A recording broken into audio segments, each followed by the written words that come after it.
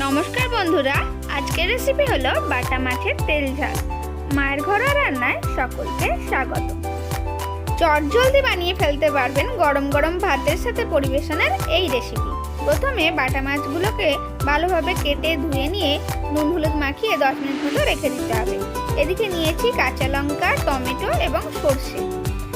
প্রথমে 4 table spoon থেকে 6 table spoon মতো সরষের তেল গরম করে তার মধ্যে একে একে বাটা মাছগুলো ভালোভাবে লাল লাল করে ভেজে নিচ্ছি।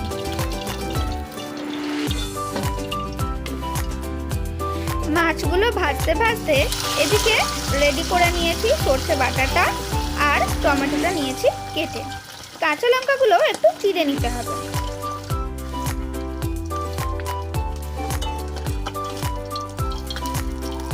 এখানে 250 গ্রাম মতো মাছ সমস্ত ভাজা হয়ে গেছে, এগুলোকে তুলে নিলাম।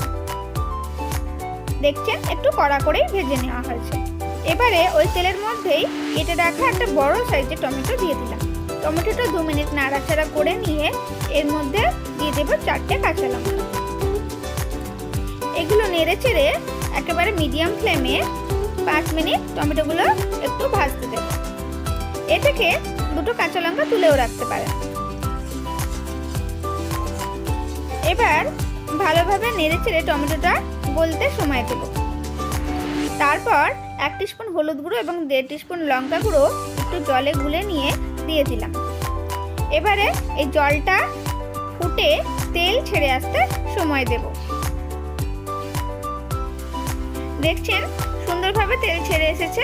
এবারে এর মধ্যে দিয়ে দেব 1.5 কাপ মতো জল।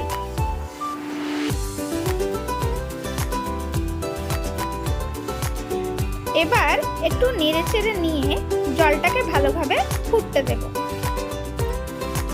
জলটা ফুটে উঠলে 2 মিনিট পরে দিয়ে দেব ভেজে রাখা মাছগুলো। চেরা কাঁচা লঙ্কাগুলো কিন্তু এর মধ্যে দিয়ে দেবেন।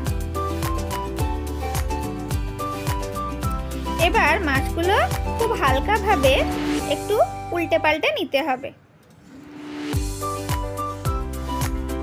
একটু নাড়াচাড়া করে নিয়ে এই মাছের গ্রেভিটা 2 মিনিট ফুটতে দেব।